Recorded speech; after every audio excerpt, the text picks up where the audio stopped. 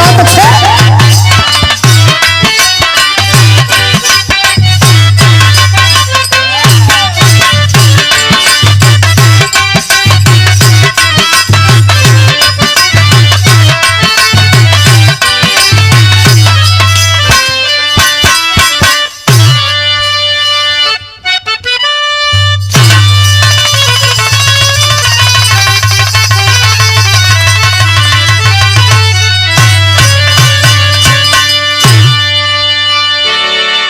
नमस्ते प्रणाम, मैं सिंगर उजाला यादव आज आप लोगों के बीच में एक रामायण से बिरहा गा रही हूँ। दिल लगा के आप लोग सुनिएगा।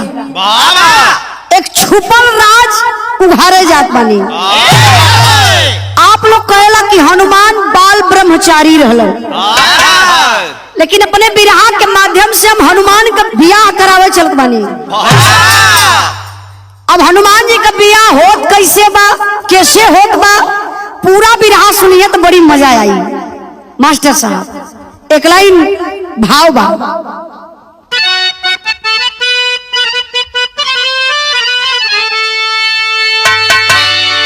एक दिन अवधपुरी के धाम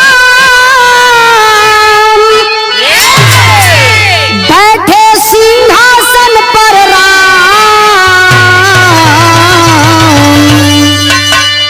मजाक हनुमत से तब कैले कृपा निधान।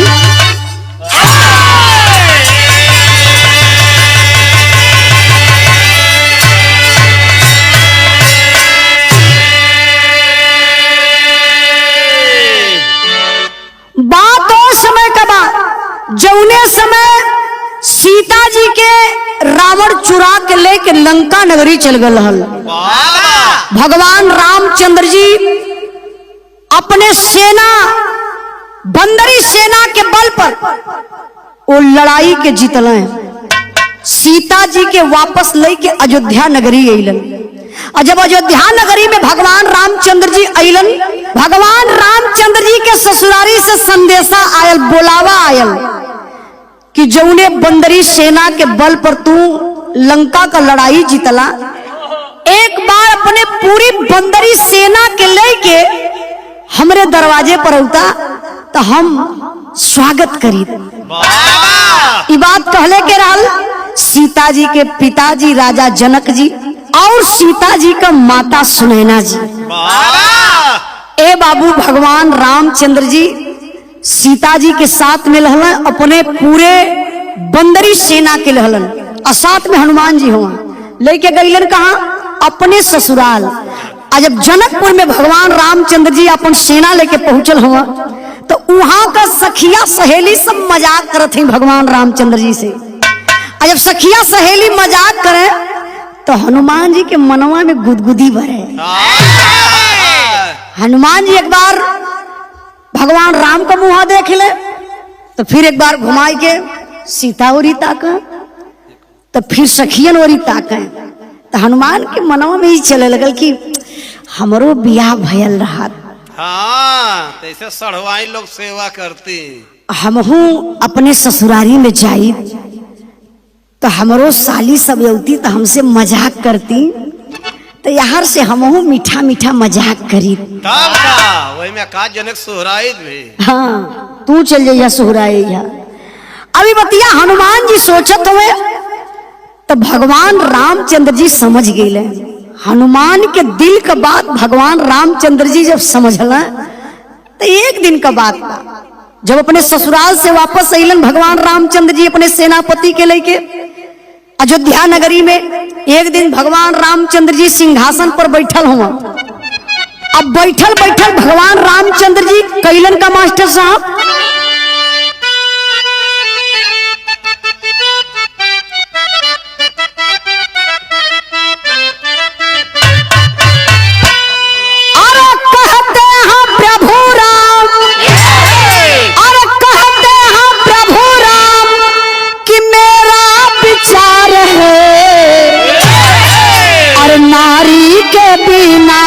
जीवन बेकार है।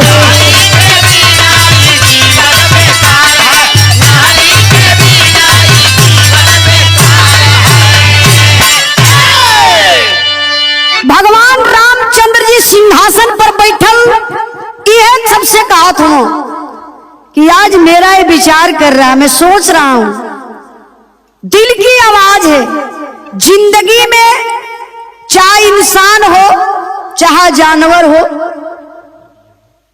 हर लोगों को पत्नी की जरूरत होती है। अगर पत्नी नहीं है तो पुरुष का जीवन बेकार है। इतनी बात बाबू भगवान रामचंद्र जी जब कहला सभा में तो लगल ताली, बंदरी सेना ताली बजावे शुरू कइलस। लेकिन वो बंदरी सेना में रहल के मास्टर साहब,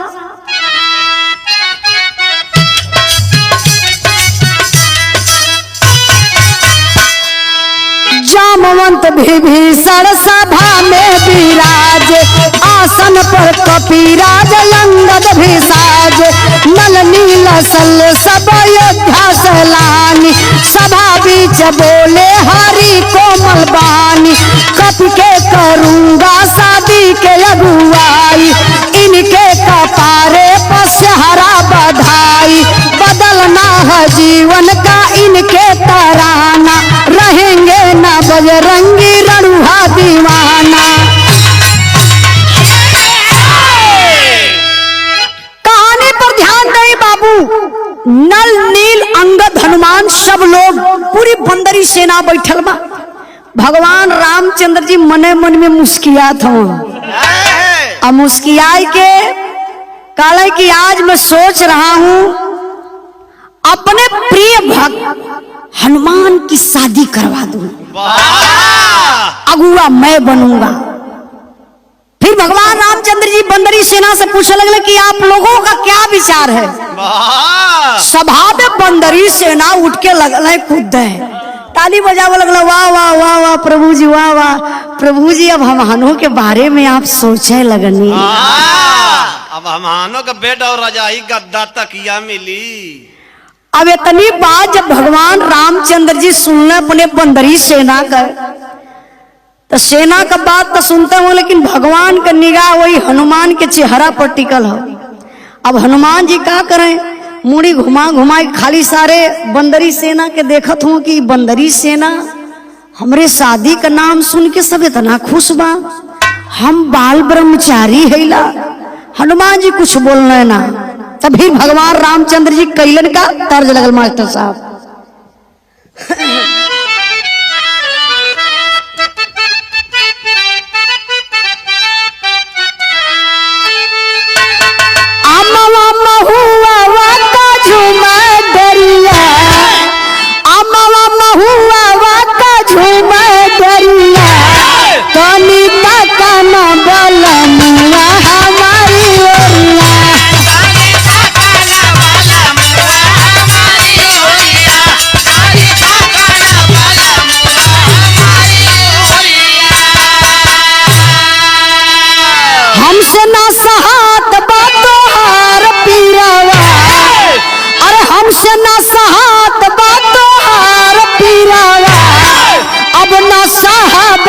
पतिया जुझार पीरवा,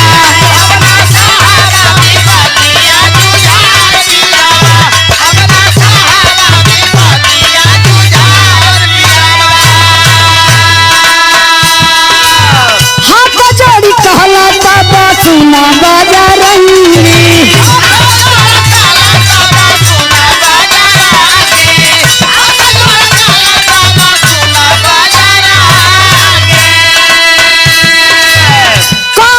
जतिया करेला हमर नंगी,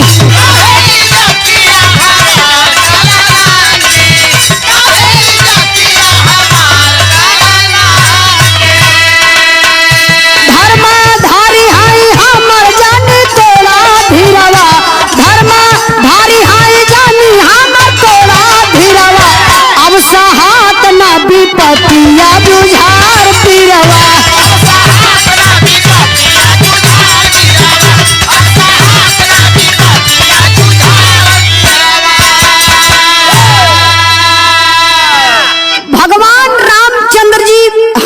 से कहले कि हनुमान जी हम बनब अगुआ, तोहार बियाह कराई, बड़े शानदार से तोहार शादी कराई। तो काहे तू मुंह लटकावत हुआ, बात सुन के तो खुश होके के चाहिए। हनुमान जी हाथ जोड़ के खड़ा भइला, कहला प्रभु जी हम बाल ब्रह्मचारी हैं, बहुत बड़ा धर्मधारी हैं, अब हम माया जाल में ना फसल चाहत बनी प्रभु जी। अरे हमके अकेले रहा दा, हमार जिंदगी अकेले बढ़िया बा, हमके माया जाल में मत फंसाई प्रभु जी।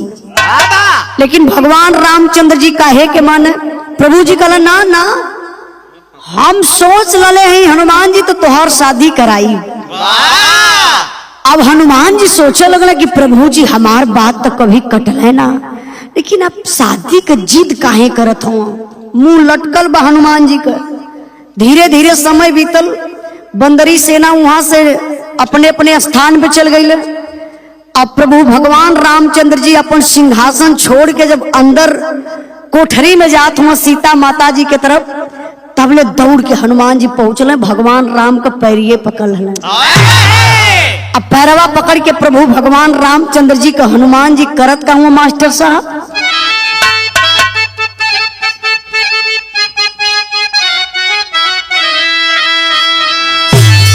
अरे जगत के खेवैया प्रभु दैला दोहैया नैया बोरा जानी हो हमार बीच माज धार नैया बोरा जानी हो हमार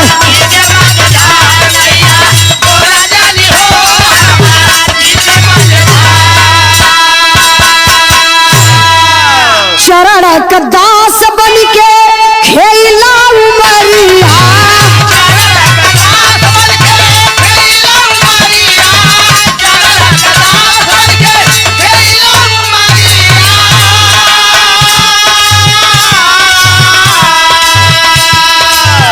हमरा के चाही नहीं कौनो मेहरिया,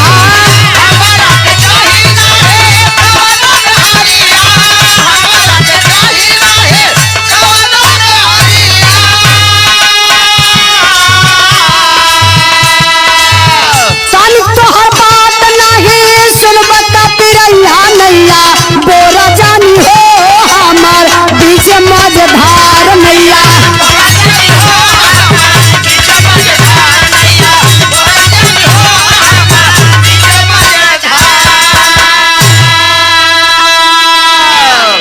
ए बाबू हनुमान जी प्रभु भगवान रामचंद्र जी का पैर पकड़ ले हुआ, कहला ए प्रभु जी हमके नरक में काहे डालत है, हम आपका सच्चा भक्त हिला, आपके चरण का सेवक हैं, आपके चरण का धूल हिला, जिंदगी आपके चरणन में बिताई ले, हमके कोनो मेहरारू का जरूरत ना बा। प्रभु जी हमार हर बात मानत रहनी आप, लेकिन इस शादी के बात पर आप जिद काहे करती। प्रभु जी हमार बात मान जाई, हमारे ब्याह के बारे में मत सोची और कुछ काम के बारे में सोच ले चली। इतनी बात जब भगवान रामचंद्र जी सुनलन तो फिर कहलन, तो फिर का कहत हो मास्टर साहब,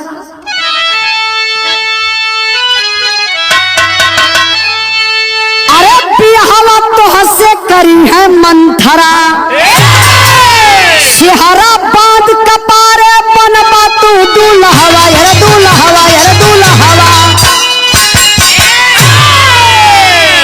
प्रभु रामचंद्र जी कहला कि बिहावा तो से करी है मंथरा, सिहरा बात कपारे बनबा तू दुल्हवा।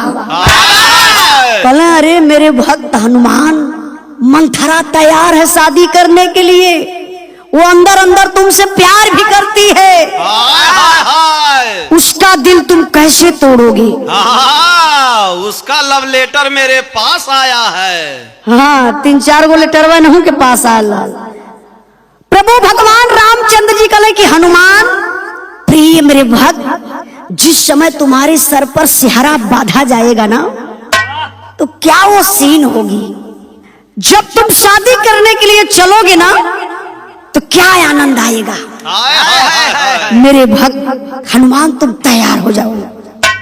यार हनुमान जी से इतनी बात भगवान रामचंद्र जी कह के अब फिर निकल गए, जाय के फिर वहां का करत हो प्रभु भगवान रामचंद्र जी हाव भाव लेकर रघुवर हाव भाव लेकर रघुबर मंथरा पास में पहुंचे जाए। हट करना तू बीच सभा में कहता मैं सुन लो मन लाए। है डरने की बात नहीं, है डरने की बात नहीं, तेरी शादी में रहा कराए। होंगे बजरंगी सुहाग तेरा इतनी बतिया रह चेताए। भगवान रामचंद्र जी मंथरा के बोलूंगा दरबार में, कहला मंथरा कल दरबार लगेगा, मैं वहां हनुमान जी के शादी की बात करूंगा और तुमसे जब मैं पूछूंगा तो तुम तैयार हो जाना कि मैं हनुमान से शादी करूंगी। और कुछ भी हो जाए लेकिन इस बात को इनकार मत करना। अब मंथरा सोचने लगल कि हे भगवान, ये प्रभु भगवान रामचंद्र जी का आदेश बा, हम कैसे कहा करी, कुछ बात समझ में ना आवत बा। मंथरा सोचत बा, प्रभु भगवान रामचंद्र जी तो फिर कहला मंथरा से, अरे मंथरा तुम क्या सोच रही हो, सुनो मेरी बात। अब प्रभु भगवान रामचंद्र जी मंथरा से फिर क्या कहा था मास्टर साहब, और बन जाए बतिया मजा पैबू या दासी, और बन जाए बतिया मजा पैबू या दासी, तुम्हारा जिंदगी तू बिताईबू या दासी।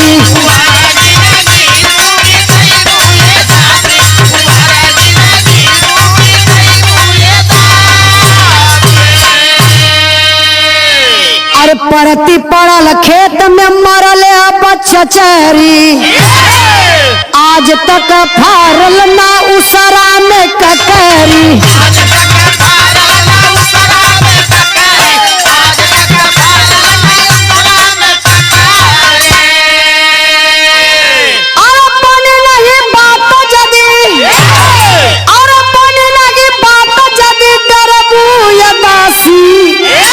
तुम्हारे जिंदगी तू बिताईबू या दासी।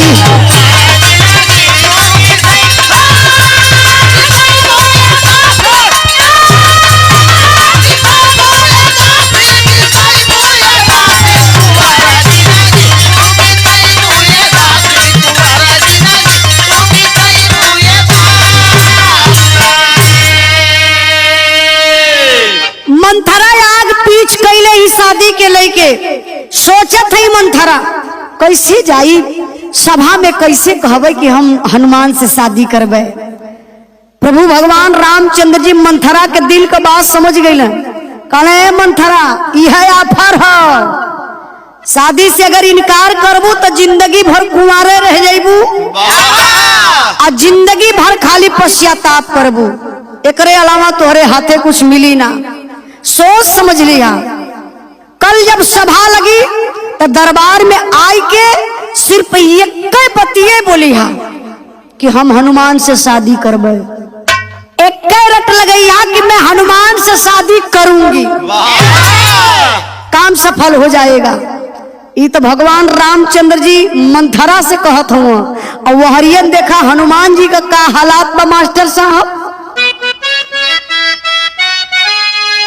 यावर सोचे मन कपिराई, बतिया बिगाड़ दी है रघुराई, कहिया का करबे।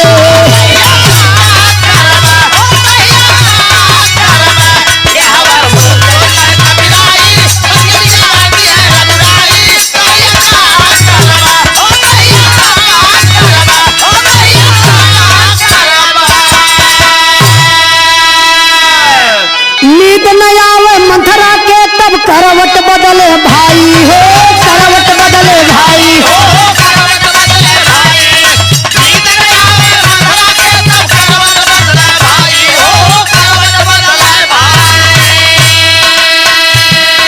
लाखों सपना शादी का मन में रहा सजाई हो, मन में रहा सजाई हो।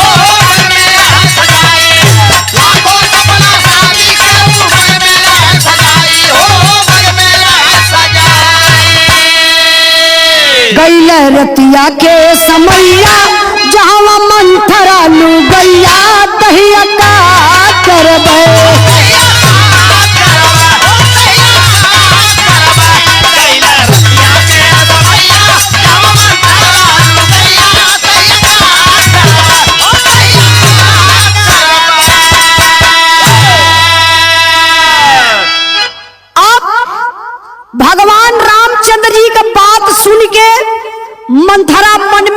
लाखों सपना सजावत बा, हमार बियाह हुई, हम दुल्हन बनबे, हमार सुहाग रात हुई, हाय हाय तो हम कैसे का करबे। कैसे उनके संगमा सूता। अब मंथरा के मन में यह सब बात चलत बा, रात बा, यह करवटी से वो करवटी ले, तो खाली हनुमान जी के बारे में मंथरा सोचत बा। आई है तो का करी है। अब तू घबरा मत, जोड़ होई तो समन्वय आई। अब मंथरा तो अपने आप में सोचत है, हनुमान जी के बारे में सोच सोच के बड़ी खुश बा, लेकिन वहां हनुमान जी एकदम बेचैन हुआ, बड़ा परेशान हुआ, पसीना छूटत बा कि कब चली सुहाग रात मना ले। सुहाग रात हनुमान जी एकदम गुस्सा में लाल हुआ कि कल आई मंथरवा, तो कल वही बीच सभा में हमसे शादी करे के बात करी, बड़ा हमारा अपमान हुई, ऐसा कुछ काम करी कि एकर शादी एकर सदिये रह जाते। धीरे धीरे जब रात भइल, अब रात का टाइम सुनसान देख के हनुमान जी गदा उठाए के हनुमान जी अब करत का हुआ मास्टर साहब।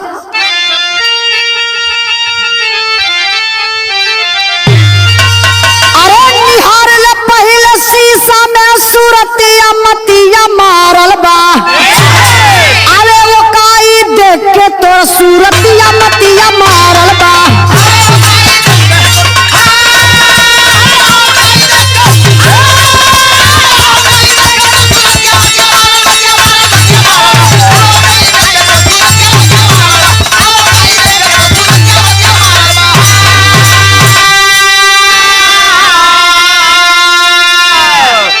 ना कैली कल बात नकारा, सभा के दर मनावा हो, खत्म करब यही दुनिया से कुल शादी का सपनावा हो। अरे मरल मुक्का तान के कर गइल बा, छतिया मतिया मारल बा, डराई गइल बा औरत तब जतिया मतिया मारल बा।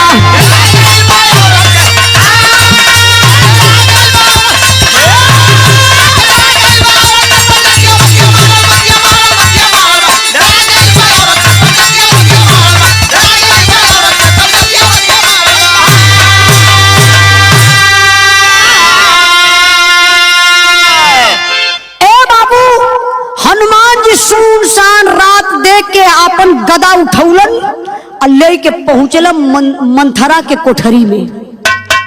मंथरा के कोठरी पे जाए के दरवाजा लगले हनुमान जी खटखटावे, अरे मंथरा, मंथरा दरवाजा खोलो। अब मंथरा तो एकदम मस्त है हनुमान जी के याद में, कल हम सभा में जाई, शादी का चर्चा करबे, अपनी शादी का बात रखबे, हमार हनुमान जी से बियाह होई। मंथरा ये सब के सपना में बा, आये हर फिर ही दरवाजा खटखटौला। हनुमान जी कहले कि मंथरा जल्दी दरवाजा खोलो। मंथरा कहलस कि हाय राम, इतनी रतिया कई दरवाजा के खटखटावत हो। आइल मंथरा धीरे से दरवाजा खोलस तो सामने देखत बा हनुमान जी गदा लेके तैयार हुआ। अब मंथरा अंदर अंदर कांपे लगल, कहला कि नाथ, शादी का चर्चा तो कल होखे वाला रहल है, अब प्रभु जी आज है आप आई गईला। एक दिन पहले में सुहाग रात बनावे आ गईला। हनुमान जी कहले तो के सुहाग रात लौकात बा, कल कितना हमारा अपमान हुई सभा में तो के पता बा।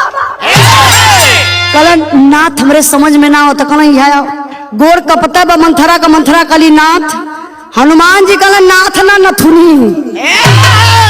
ये बतावा कल सभा में हमार खड़े खड़े इज्जत चल जाई, शादी करे का तैयार हूँ और वो हमसे शादी। हनुमान जी मंथरा का झोटा पकड़ल, पकड़ के उठा के निहुरा दिल, निहुराई के लगल मुक्कन मुक्कन मारे, केहुन मारे शुरू कर। कहले कि बताओ ता शादी करबी, अब ही शादी हमसे करबी, बोल शादी करबी, अरे बोल जल्दी शादी हमसे करबी। मंथरा कुछ बोलती न बा। हनुमान जी अपन ही है ठेहुना यही मंथरा के पीठी पे धई के जब कसई शुरू कइलन, कहला अब बोल भी हवा हमसे करबी। मंथरा कहली बियाह जाए भाड़ में, जिंदगी रही तो बहुत बियाह होई, नाथ हम तोहसे बियाह कबो जिंदगी में ना करबे, नाथ हमार जिंदगी छोड़ दा, हम जिंदगी जियल चाहते ही बियाह ना कर चाहते, हम आपसे बियाह ना करबे। हनुमान जी कहले कि सुन ले, चेताई के जात है, बात दिमाग में तोरे रहे कि कल दरबार में आई है तो शादी से इनकार कर दी है।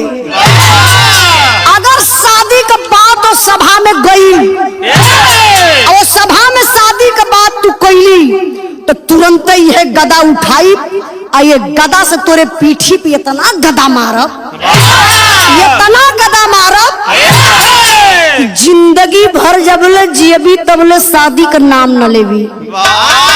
अरे बाप रे बप्पा, मंथरा अब शादी करी है, अब उनकर देह कांपत हो, मरले हुआ मुक्कन मुक्कन, अभी पूरी पीठ मंथरा का पिरात हो। जो करवट हार ले तो हनुमान जी के बारे में सोचे कि कैसे सुहाग रात मनाई, कैसे हम चुनरी पियरी पहिनब, अभी कुलन कर भुलाई गई। अब यार करवट ले तो कहा आही माई मोना बहुत मरले बा, जब यार मंथरा करवट ले तो कहा आही माई मोना बहुत मरले बा, बियाह अब कबो जिंदगी में हनुमान से ना करबे। धीरे धीरे सुबह भइल, और जब सुबह भइल तो दरबार लगल बा, और दरबार में सब बंदरी सेना आई के दरबार में बैठल हुए। मंथरा भी अली, भगवान रामचंद्र जी सिंहासन